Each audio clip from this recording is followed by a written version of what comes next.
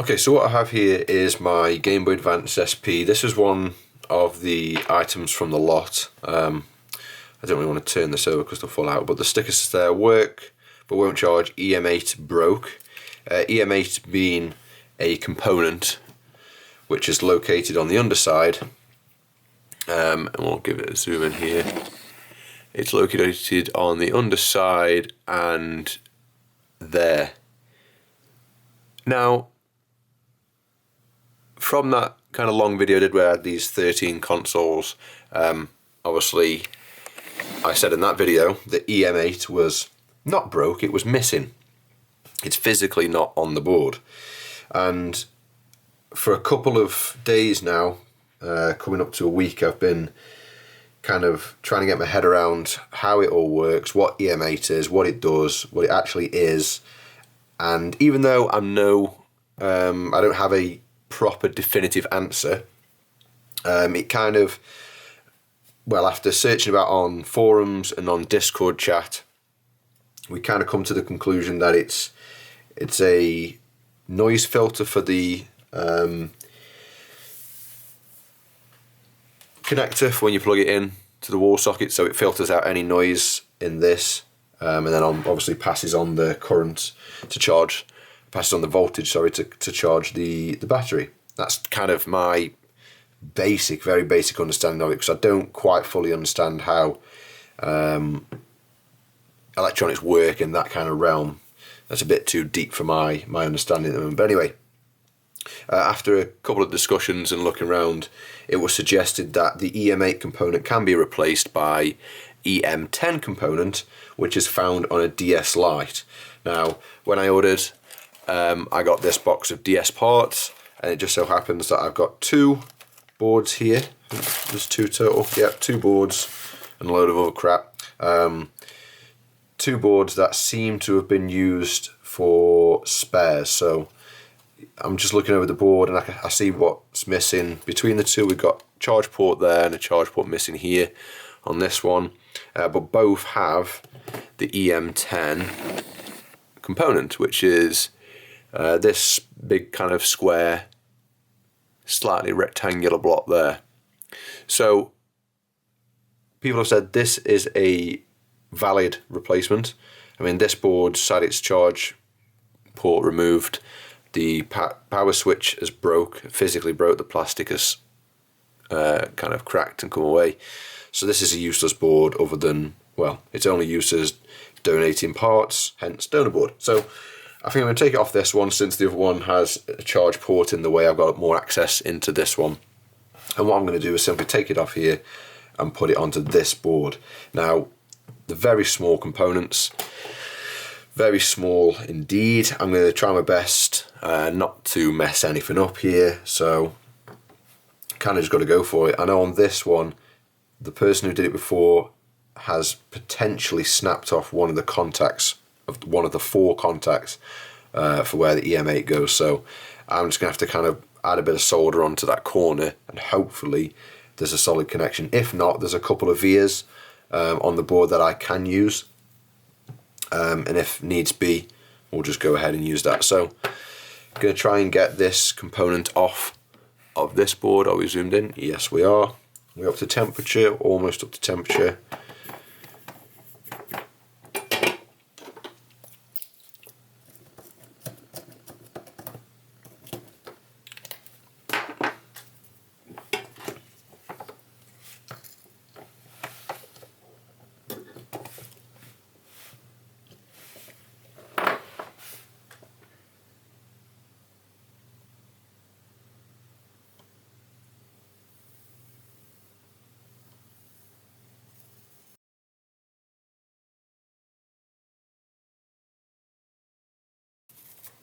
Okay, so I managed to get the little guy removed.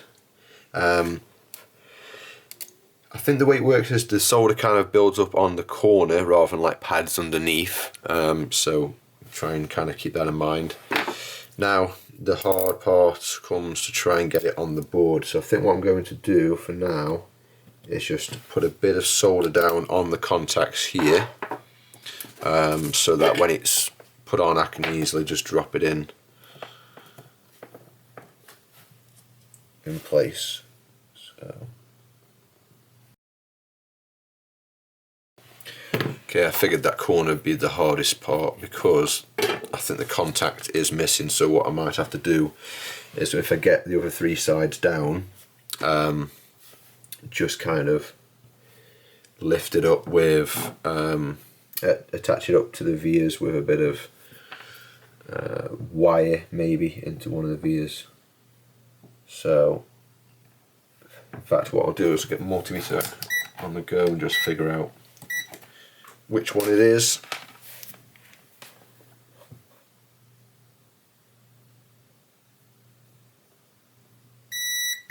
Okay, so it's this lower one here. So what I could do potentially is maybe just get some very thin wire and kind of drop it into the via there, and then have the other end just kind of soldered onto the corner maybe. But what we'll do is go and drop this on and give it a go.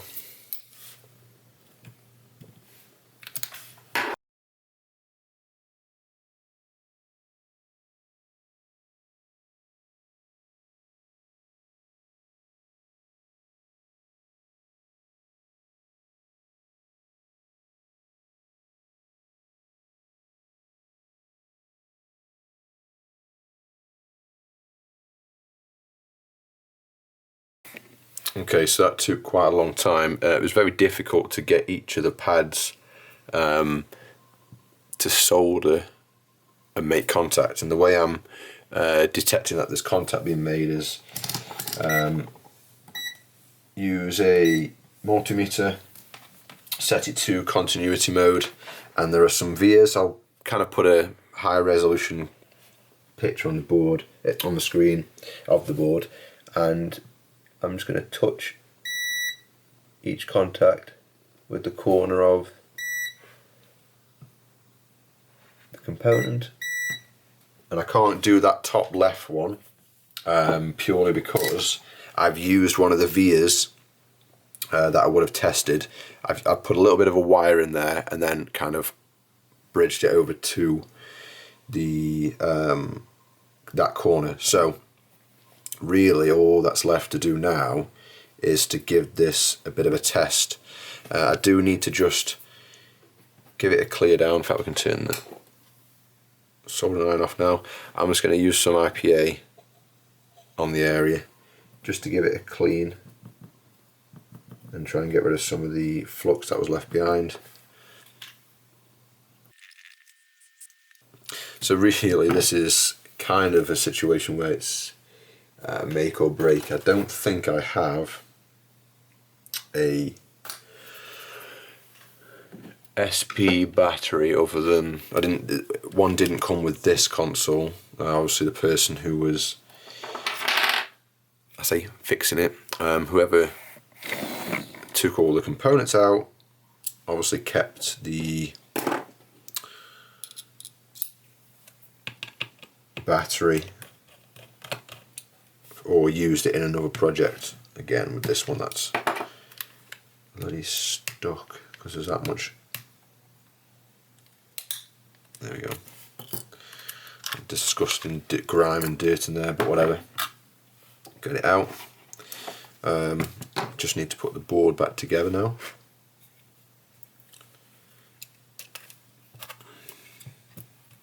This could work, this could, I don't know, blow something else, destroy the board, so anything could happen from here, but this is what we do. This is what I do anyway, just try and fix it, and if it doesn't fix, well, hopefully I've learnt something in the process.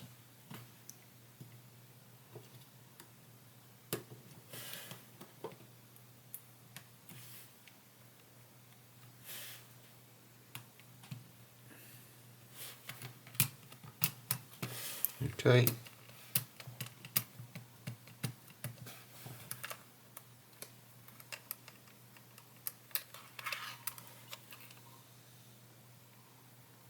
Board is a bit bouncy. I don't know if that's just gets resolved when you tighten it down, but I'm just going to stick in one screw here just to hold the board in place.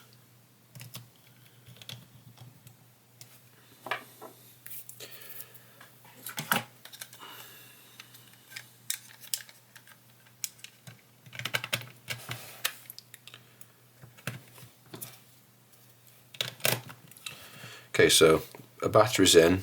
I'm just going to, actually that's what I could have done with, let's put the switch back in. Always forget the switch, every time. Where did I put that switch? There it is. Okay.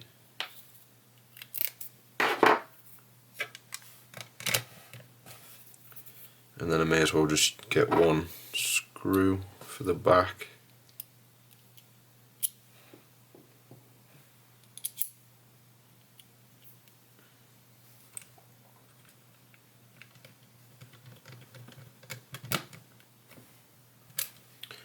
Just to kind of hold it together.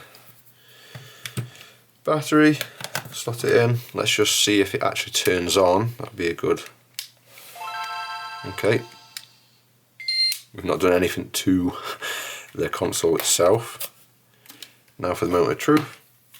Actually very nervous to see whether this would actually work or not, because we are dealing with mains power here and whatever's coming through this end.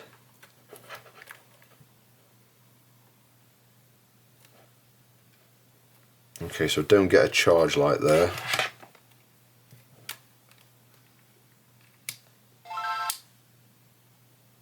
Okay, so no charge light. So what I think could be the issue next is I'm sure it's not this. Let's just try this battery in a working console and make sure that this charging unit actually works. Okay.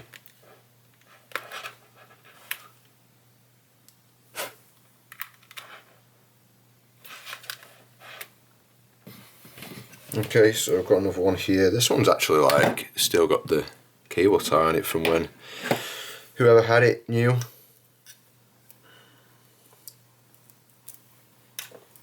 Let's try this one instead.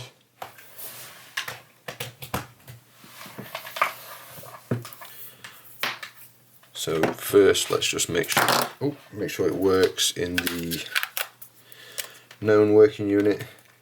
Yep, charge light comes on. So it's obviously got an issue with that charging